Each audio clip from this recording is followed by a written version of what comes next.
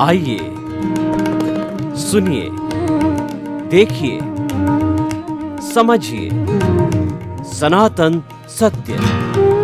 जैसी दृष्टि वैसी सृष्टि, दृष्टि विज्ञान। कुदरत, कुदरती रचना एवं कुदरत के कानून से शाश्वत सुख की प्राप्ति। जोधपुर के परम पूज्य महात्मा उपासक प्रोफेसर डॉक्टर सोहन राज तातेड़ के निर्देशन में सनातन सत्य। जैसी दृष्टि वैसी सृष्टि, दृष्टि विज्ञान।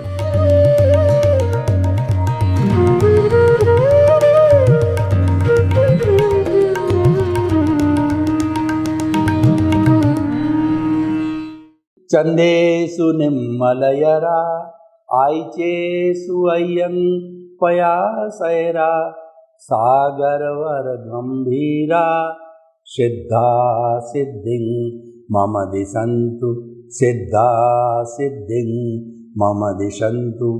हे मेरे भीतर विराजमान शुद्ध आत्मा भगवान, आप अजर हो, अमर हो, अविनाशी हो, आप सच्चिदानंद हो, आप अनंत ज्ञान, अनंत दर्शन, अनंत शक्ति, अनंत सुख का धाम हो। आप सागर के समान गहरे और हिमालय के समान विशाल हो। आप रिद्धि सिद्धि प्रदाता हो, आप मुक्ति प्रदाता हो। मुझे मुक्ति प्रदान करो, कृपा करो, कृपा करो। मुझे ऐसी शक्ति दो, जागृति दो, आशीर्वाद दो। भाइयों और बहनों, मातृशक्ति को नमन। आज हमारा बहुत सुंदर विषय है दिव्य दृष्टि की प्राप्ति। दिव्य दृष्टि कैसी? जैसी भगवान कृष्ण ने कुरुक्षेत्र के अंदर, महाभारत के अंदर अर्जुन को दी, वैसी दिव्य दृष्टि की प्राप्ति कैसे हो सकती है, वह आज का विषय है। तो अर्जुन को क्या दिव्य दृष्टि मिली कि अर्जुन और दुर्योधन ने जो है आपस के अंदर प्रतिस्पर्धा के अंदर भगवान कृष्ण ने ये कहा, एक तरफ जो है मेरी 16 अक्षौहिणी सेना है और एक तरफ में बिना हथियार का निहत्था कृष्ण हूँ, जिसको जो लेना वो ले लो। और पहले दुर्योधन को कहा गया, तो दुर्योधन ने कहा कि मैं निहत्थे कृष्ण छलिया को लेके क्या करूँगा, लड़ेगी तो युद्ध के मैदान में सेना लड़ेगी, तो उन्होंने 16 अक्षौहिणी सेना को लेना जो है वो पसंद किया और महाभारत का युद्ध न हो, क्योंकि भयंकर जन और धन की हानि हो। सारे प्रयास कर लिए गए, विष्णु पिता ने कर लिया और गुरु द्रोणाचार्य ने करा, कृपाचार्य ने कर दिया, पांडवों ने कर दिया। अंत में भगवान कृष्ण ने स्वयं जो है वो शांति दूत बन करके पांडवों की तरफ से, क्योंकि पांडव जो कुंती के पुत्र थे, कुंती भगवान कृष्ण की बुआ थी, तो शांति दूत बन करके वो गए और उन्होंने धृतराष्ट्र के सामने ये प्रस्ताव रखा कि आप जो है एक एक, क्योंकि वो पांचों जो है क्षत्रिय युवराज हैं, उनको एक एक गांव दे दो, उसमें वो संतुष्ट हो जाएंगे। क्षत्रिय और राजा के पास में गांव तो होना ही चाहिए। लेकिन दुर्योधन है वो, उसने हस्तक्षेप करके कहा कि गांव क्या, मैं तो उनको एक सुई की अणी जितनी भी जमीन नहीं दूंगा। और कृष्ण भगवान की इंसल्ट की, छलिया कहा गया, उनको जेल में डाला गया। लेकिन वो तो स्वयं जो है वासुदेव थे, तो उनकी सारी जो है बेड़ियां टूट गई और वह जो है वापस आ गए। यानी महाभारत का युद्ध कोई टाल नहीं सका, क्योंकि वो अवश्यंभावी था, वो होनहार था, वो होना था। वो अधर्म पे धर्म की जीत थी। यदा यदा ही धर्मस्य ग्लानिर्भवति भारत। जब जब धर्म की हानि होती है, तब जो है भगवान जन्म लेते हैं। उस अधर्म पे धर्म की जीत के लिए महाभारत का युद्ध हुआ। सारे प्रयासों के बाद नियति को मंजूर था और महाभारत का ये युद्ध है वो हरियाणा के कुरुक्षेत्र के अंदर 18 दिन तक जो है लड़ा गया कौरवों और पांडवों के बीच के अंदर, और भगवान कृष्ण पांडवों की तरफ थे और विश्व पितामह द्रोणाचार्य कृपाचार्य सब जो है कौरवों की तरफ से थे। तो उस समय में जब जो है सारथी बनकर के भगवान कृष्ण निहत्ते थे, वो लड़ाई नहीं करेंगे, केवल सारथी बने, केवल सारथी बने अर्जुन के जो है वो रथ के, उस रथ को जब भगवान कृष्ण ने जो है वो युद्ध के मैदान के सेंटर में जहाँ आमने सामने सेनाएं खड़ी रहती है तो लाके खड़ा किया, तो जो है अर्जुन जो गांडीव धनुषधारी था, विश्व का महान धनुर्धर था, उसको बहुत रिद्धियाँ सिद्धियाँ थी, तो उसने देखा कि सामने मेरे विश्व पितामह हैं, मेरे गुरु द्रोणाचार्य जिनसे हमने शिक्षा ग्रहण की, कृपाचार्य गुरु है, मेरे भाई है, भतीजे है, ताऊ है, चाचा है, इनसे मैं कैसे युद्ध करूँगा, उसको मोह जागृत हो गया। तो भगवान कृष्ण ने उसको दिव्य दृष्टि दी, यानी समझाया कि ये युद्ध तुम कर नहीं रहे हो, तुम्हारे पे थोपा गया है, तुम क्षत्रिय हो। क्षत्रिय कभी भी युद्ध के मैदान के अंदर पीठ दिखा के नहीं जाता है। अगर मान लो शहीद हो जाता है युद्ध में तो भी उसकी देव गति होती, यानी कोई भी क्षत्रिय जो है वो लड़ना पसंद करेगा, पीठ दिखा करके भागना ये कायरता है, ये समझाया और उनको दिव्य दृष्टि दी। अब वो दिव्य दृष्टि क्या थी, वो आज का विषय है। तो भगवान कृष्ण ने अपना विराट स्वरूप बताया कि मैं सिर्फ इतना 6 फुट का कृष्ण रूप में नहीं हूँ, ये मेरा दुनिया का विराट स्वरूप देख ले। सारी सृष्टि जो है पूरी कुदरत है, इसके अंदर समाई हुई है, मैं स्वयं जो कुदरत का रचयिता हूँ। तो उन्होंने भगवान कृष्ण ने गीता को उपदेश दिया और 18 दिन तक युद्ध चला, प्रतिदिन एक एक उपदेश दिया। जो मूल दिव्य दृष्टि ये थी कि तुम जो है युद्ध करने वाला अर्जुन है, लेकिन तुम अर्जुन नहीं हो, तुम तो शुद्ध आत्मा हो, तुम अकर्ता बन कर के युद्ध करो, जिसको निष्काम कर्म की उन्होंने परिभाषा दी। निष्काम कर्म का अर्थ होता है कि कर्मयोग, कर्म तो करते रहो, फल की इच्छा मत रखो। तुम ये मत चिंतन करो कि युद्ध मैं कर रहा हूँ, अर्जुन कर रहा है। अर्जुन तो ये तो युद्ध तो कुदरत करा रही है। अर्जुन तो मन वचन काया रूपी रिलेटिव पुतले का नाम है, लड़ने वाला ये है, तो मैं करता नहीं हूँ। मैं तो मन वचन काया से मुक्त ऐसा शुद्ध आत्मा स्वरूप हूँ। लड़ने वाला अर्जुन है, गांडीवधारी है वो अर्जुन है। अर्जुन जो है ये रिलेटिव है, ये हार्ड मास का पुतला है, ये अलग है, मैं अलग है। वो तो कुदरती रचना के तहत लड़ रहा है और मन वचन काया तथा उससे जुड़ी हुई हर अवस्था मात्र कुदरती रचना है। भगवान कृष्ण ने बताया कि तुम जो कुछ भी युद्ध लड़ोगे वह कुदरती रचना है। जन्म से मृत्यु तक तुम जो भी कार्य करते हो मन वचन काया से, इसको कुदरती रचना मानो। नो ऑनरशिप, नो डूअरशिप, तुम इसके कर्ता नहीं हो, तुम्हारी कोई जिम्मेवारी नहीं है। तुम्हारी सारी जिम्मेवारी कुदरत ने ले रखी है और कुदरत तो क्लियर कहती है कि तुम्हारी आंसर शीट मेरे पास आ गई है, अब रिजल्ट देना मेरा काम है। यानी संजोग में जुटाऊंगी तुम्हारा जो उपादान पूर्व जन्म में जैसे जैसे कॉजेज डाले थे, जैसे जैसे भाव किए थे, तो तुम्हारा पिछले जन्म में ये भाव किया हुआ है कि महाभारत का युद्ध होगा और आप उसमें लड़ाई करोगे। तो ये तुम्हारा इस जन्म का काम नहीं है, ये तो तुम पिछले जन्म से स्क्रिप्ट लिखा के लाए हो, ये फिल्म अर्जुन के रूप में बना के लाए हो, महाभारत के युद्ध की फिल्म पिछले जन्म के अंदर बना के लाए हो, स्क्रिप्ट लिख कर के लाए हो। मन वचन काया की ये जो पुतला है उसकी बैटरियों को चार्ज करके लाए हो, ये अलग है। और तुम तो अपना दृष्टि विज्ञान करो, यानी तुम अपनी समझ में, बुद्धि के अंदर, दृष्टि में और विजन के अंदर, उसको विजन को दिव्य दृष्टि कहते हैं। मैं आपको दृष्टि का भी मीनिंग बताऊंगा। उस दिव्य दृष्टि में फिट ये करो कि मैं तो मन वचन काया से मुक्त ऐसा शुद्ध आत्मा हूँ।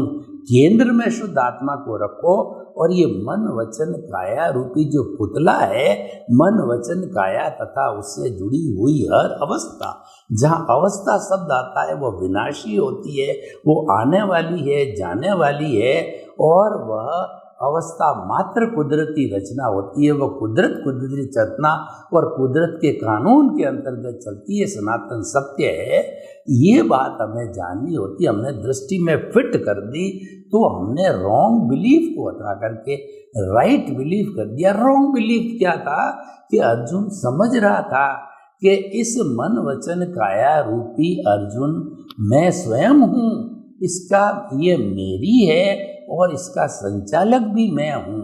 उसको दृष्टि बदल करके दिव्य दृष्टि दी कि ये तो कुदरती रचना है, तुम तो शुद्ध आत्मा स्वरूप हो, जो कि अरूपी है, अजर है, अमर है, अविनाशी है, जिसका रंग नहीं, रूप नहीं, गंध नहीं, वर्ण नहीं, जलती नहीं, मरती नहीं, कटती नहीं, किसको रोकती नहीं, किससे रुकती नहीं, वो अजन्मना है, वो अमूर्त है।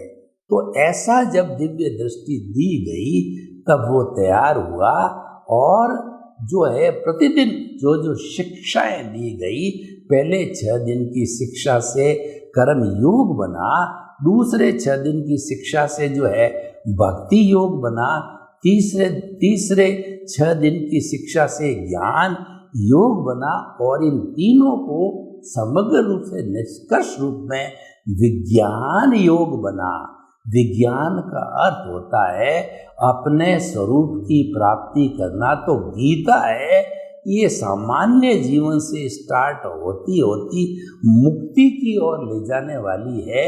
इसीलिए ये ऐसा ग्रंथ है जो भारत में नहीं पूरे विश्व के अंदर जो है मान्य, रिकॉग्नाइज्ड है, और हिंदी में, इंग्लिश में, सब जगह रिकॉग्नाइज्ड है, क्योंकि ये जीवन की हर समस्या का समाधान करते करते आपका जो मूल स्वरूप शुद्ध आत्मा का है वहाँ तक ले जाता, आपको मुक्त करता है। मुक्त करने के साधन कर्म योग, भक्ति योग, ज्ञान योग, और उनसे विज्ञान योग बना। विज्ञान योग का अर्थ होता है कि सनातन सत्य, अध्यात्म विज्ञान और मुक्ति का मार्ग सिद्ध, बुद्ध और मुक्त बनना है। तो भाइयों और बहनों, वो दिव्य दृष्टि मैंने आपको बताई। अब देखिए, मैं आपको दृष्टि के बारे में क्लियर करना चाहता हूँ कि दृश्य, दृष्टि और दृष्टा ये त्रिवेणी संगम है। भारतीय संस्कृति में त्रिवेणी का बहुत ऊंचा स्थान दिया गया है, क्योंकि त्रिवेणी से कोई कॉन्क्लूजन निकलता है, कोई निष्कर्ष निकलता है। गंगा, जमुना और सरस्वती का संगम, और मन वचन काया, और ट्रिपल ज्वेल्स होता है सम्यक ज्ञान, सम्यक दर्शन, सम्यक चारित्र, मोक्ष का मार्ग, सत्यम शिवम सुंदरम। ये 3 हैं। तीनों से हमारे जीवन का उत्थान होता है, और जो है हमारा काम, अर्थ, धर्म और मोक्ष जो है ये हमारी लाइफ स्टाइल है। तो त्रिवेणी संगम दृश्य, दृष्टि और दृष्टा। दृश्य किसे कहते हैं कि ये 5 इंद्रियों से जो कोई भी सृष्टि हमको दिखाई देती है, जो कुछ भी खुली आंखों से हम देखते हैं, वो सारा दृश्य कहलाता है। अब देखिए, मेरी आँख के अंदर रेटिना है और ज्योति है, प्रकाश है, तो मैं उस दृश्य को, मेरे सामने कैमरा है, लाइट है, स्टूडियो में बैठा हूँ, ये देख रहा हूँ, मतलब रेटिना मेरा सही है, दृष्टि है मेरे, और प्रकाश है जब मैं देख रहा हूँ। और एक अंधा व्यक्ति बाहर के दृश्य को नहीं देख सकता, क्योंकि वो दृष्टिहीन है और उसके वो प्रकाशहीन है, प्रकाश नहीं है। अब देखिए कि दृश्य देखने वाला और दृष्टि माध्यम हो गया, दृश्य हमारे सामने पिक्चर हो गया, लेकिन सवाल ये कि दृष्टि देता कौन है? दृष्टि देने वाला भीतर दृष्टा बैठा है।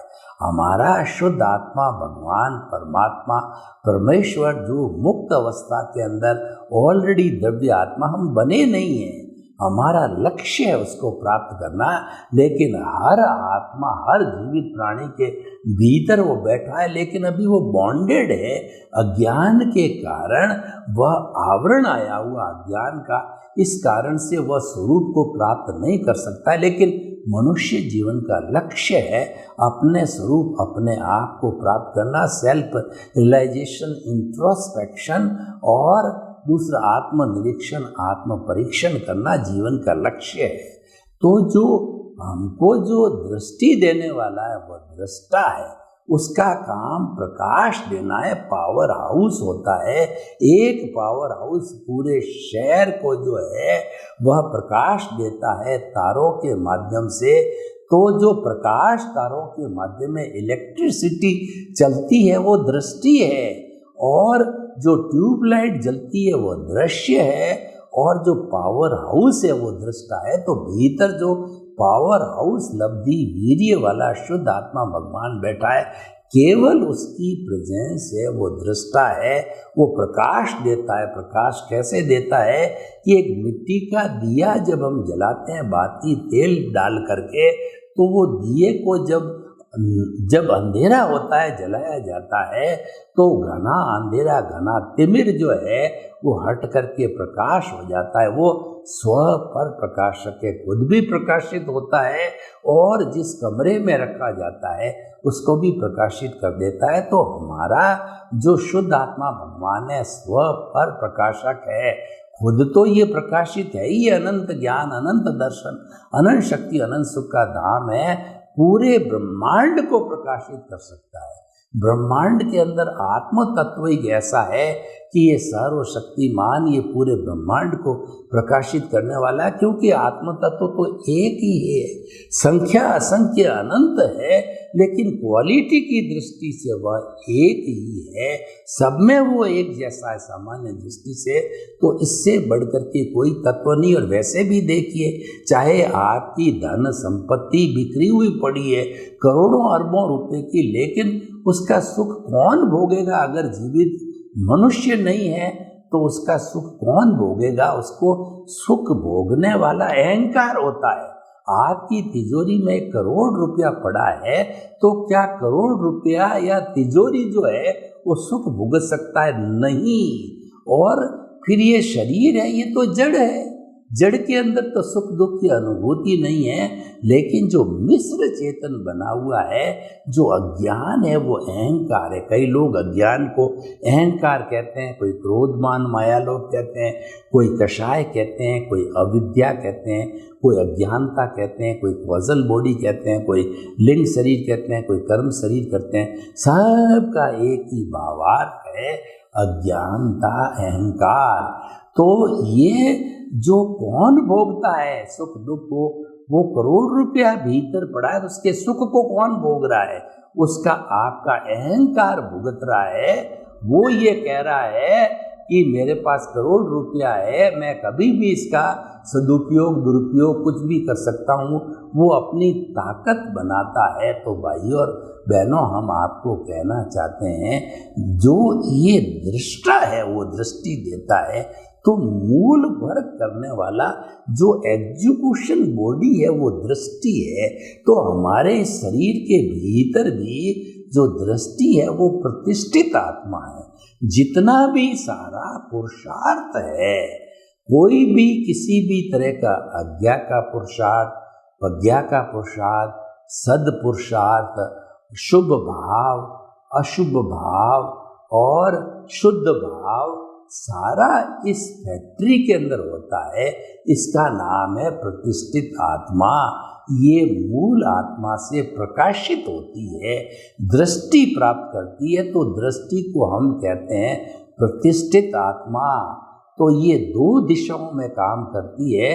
जब ये दृष्टि संसारोन्मुखी हो जाती है, वो बहिरात्मा कहलाता है, वो स्वार्थ की चेतना में चला जाता है, वो eat drink and B Mary की चेतना में चला जाता है, वो इंद्रिय सुख की दिशा में चला जाता है। खाओ पियो मौज मजा मस्ती क्या रखा है इसके अंदर, अध्यात्म और दिव्य दृष्टि में मजे करो, कल चले जाएंगे, तो वह उसमें सारा जीवन लगा देता है। बहिरात्मा मैंने पिया, मेरे बैल ने पिया, कुआ डहे तो डहे, लेकिन उसका सदुपयोग करता है। देखिए, ये हमारा जो दिव्य दृष्टि जो है, यह दृष्टि है, ये दो तरह से काम करती है, प्रज्ञा के रूप में, अज्ञा के रूप में। अगर हम उसका सदुपयोग करते हैं तो वो प्रज्ञा जागृत होती, प्रज्ञा दिव्य दृष्टि। वो जब दिव्य दृष्टि मिल जाती, जब उसको अर्जुन को मिल गई, तो पूरे 18 दिन तक उस प्रज्ञा ने, दिव्य दृष्टि इजगल टू प्रज्ञा इजगल टू एनलाइटनमेंट, उसने काम किया। ये आपको खींच करके ले जाती है दिव्य दृष्टि कि तुम क्या बात कर रहे हो, तुम तो महात्मा हो, तुम जिज्ञासु हो, तुम मुमुक्षु हो, तुम मोक्ष के अभिलाषी हो, तुम कहाँ संसारोन्मुखी बात करते हो। आपकी दृष्टि को तुरंत जो है, अगर वो अपना उदय प्रारब्ध चल रहा है, उसके साथ में जोड़ने की कोशिश होती है, उसका भी बहुत बड़ा फोर्स है जो हम पीछे से लेकर के आए हैं। हमारा जो कर्मों का पुतला जो पीछे से लेकर के आए हैं, उदय प्रारब्ध है, उसका फोर्स बहुत बड़ा है, और वो सहज ही व्यक्ति उसके साथ जुड़ जाता है। लेकिन दिव्य दृष्टि, प्रज्ञा, एनलाइटनमेंट, इंट्यूशनल पावर आपको खींचती है और खींच करके सही दिशा में ले जाती है, जिसको सम्यक ज्ञान, सम्यक दर्शन कहते हैं। यानी प्रज्ञा हमेशा सम्यक ज्ञान, सम्यक दर्शन का काम करती है, और जो अज्ञा है, संसारोमुखी जो अज्ञा है, वो मिथ्या ज्ञान, मिथ्या दर्शन का काम करती है। तो दिव्य दृष्टि मिलने के बाद, क्योंकि हमारे भीतर अभी जो है कर्मों का फोर्स मौजूद है, वो खींचने की कोशिश करती है, वो बहुत बलशाली है। देखिए, हमारे समाज के अंदर अच्छाइयाँ बुराइयाँ हैं, और हमारा जो हार्ट है वह कुरुक्षेत्र है। उसमें अच्छाई बुराई, जो अच्छाई के रूप में तो पांडव, बुराई के रूप में दुर्योधन, हमेशा आपस में लड़ते रहते हैं। कैसे लड़ते हैं? एक कोई 2-5 तोले की सोने की चेन आपको मिली सड़क के ऊपर, तो भीतर से एक आवाज़ आती, कोई देख नहीं रहा है, इसको उठा के जेब में डाल दे, लाखों रुपए इसकी कीमत है। तो ये जो दृष्टि है, मिथ्या ज्ञान, मिथ्या दर्शन, ये अज्ञा का काम है। और तुरंत आपको दिव्य दृष्टि मिली हुई है, आपको ज्ञान मिला हुआ है, तो वो ज्ञान तुरंत कहेगा अपना सो अपना, पराया सो पराया। ये तो तुम्हारे लिए मिट्टी के समान है, तुमको मिली और किसी की है तो तुम जाकर के जो थाने में, कोर्ट में, समाज में जमा करा दो। जहाँ व्यक्ति आते हैं अपनी जो है खोई हुई वस्तुओं को प्राप्त करने में, जमा करा दो, ईमानदारी रखो, तो वो व्यक्ति, ताकि कोई दूसरा नहीं ले जावे, वह व्यक्ति वहाँ जमा करा देता। हम अखबार में भले लोगों की बात भी सुनते हैं कि टैक्सी ड्राइवर ने किसी मैम का जो है, वो जिसमें रुपए थे, वो पर्स जो है भूल गई टैक्सी के अंदर, टैक्सी चली गई, उसमें कार्ड मिला, तो वो जाकर के उसको सौंपने आ जाता। वो ईमानदार व्यक्ति होता है। ये जो दुनिया चल रही है, वो ईमानदारी से, शिष्टाचार से और अच्छे मूल्यों से चल रही है। लेकिन इसका अर्थ ये नहीं कि बुरे मूल्य नहीं है। ये तो भगवान राम के और महावीर के 24 तीर्थंकरों में अनादि अनंत काल से अच्छाइयाँ बुराइयाँ चल रही। डाकू पहले भी थे, संत पहले भी थे, आज भी और आगे भी रहेंगे। ये संपूर्ण रूप से कभी समाप्त नहीं होती है। लेकिन कुल बात ये कि दिव्य दृष्टि को प्राप्त करना ये हमारे इस जीवन का लक्ष्य होना चाहिए। इस दिव्य दृष्टि को प्राप्त करने के लिए जैसे कि अर्जुन को भगवान कृष्ण मिले तो और स्वामी विवेकानंद को रामकृष्ण परमहंस मिले, तो हम भी जो अगर पिछले जन्म में हमने कुछ पुण्य किया है तो उस पुण्य के प्रभाव से अगर हम पुरुषार्थ करेंगे, ढूंढेंगे, तो कोई हमको ज्ञानी पुरुष, अनुभवी ज्ञानी और सद्गुरु मिलेगा जो कि हमको दिव्य दृष्टि देगा। दिव्य दृष्टि देने वालों में दादा भगवान जो थे वो भी दिव्य दृष्टि ज्ञानी थे। उन्होंने बहुत से महात्माओं को ज्ञान दिया। वो केवल 2 घंटे की विधि होती है और वो ज्ञान कब मिलता है? जब आपका पुण्योदय हो, जब आपका उदय प्रारब्ध हो, तभी मिलती है। और अगले भी निमित्त होता है, आप भी निमित्त होते, अगले का अतिशय होता है, तो दोनों मिलकर के आपको जो ज्ञान मिलता है, दिव्य दृष्टि मिलती है। 2 घंटे के अंदर आपको एहसास करा देते हैं कि मन वचन काया से मुक्त ऐसा मैं शुद्ध आत्मा हूँ और मन वचन काया तथा उससे जुड़ी हुई हर अवस्था मात्र कुदरती रचना है। सारी दुनिया का जो जन्म से मृत्यु के बीच में, सुबह से शाम के बीच के अंदर कुदरती रचना देखो। और दादा भगवान ने तो उसको साकार करने के लिए 5 आज्ञाएं दी है। तो मैं संक्षेप में उन आज्ञाओं को बताना चाहता हूँ कि जो है उन्होंने रियल और रिलेटिव की जो आज्ञा दी वो है सम्यक ज्ञान।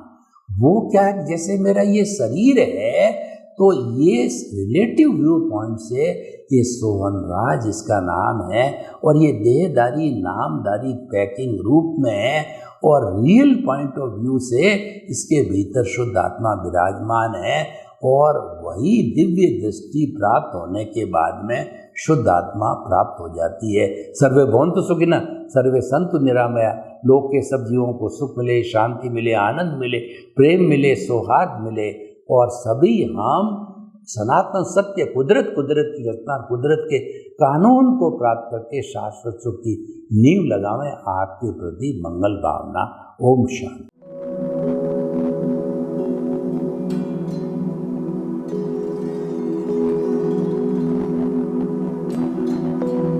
एक ऐसा अंतर्राष्ट्रीय ख्याति प्राप्त मानव जो गुरु प्रेरणा से पिछले 20 वर्षों से वानप्रस्थ जीवन जीते हुए 24 घंटे मानवता की सेवा में संलग्न है।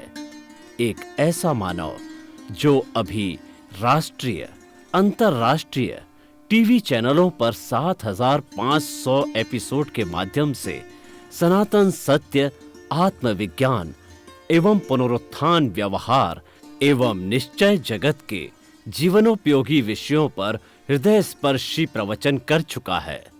उस मानव का नाम है महात्मा उपासक प्रोफेसर डॉक्टर सोहन राज तातेड़। प्रोफेसर तातेड़ द्वारा योग, दर्शन, शिक्षा विषयों पर रचित पीएचडी स्तर के 250 शोध ग्रंथ भारत के 100 प्रतिष्ठित विश्वविद्यालयों में शोधार्थी पढ़ रहे हैं तथा वे सभी शोध ग्रंथ वहां की सेंट्रल लाइब्रेरियों में उपलब्ध हैं।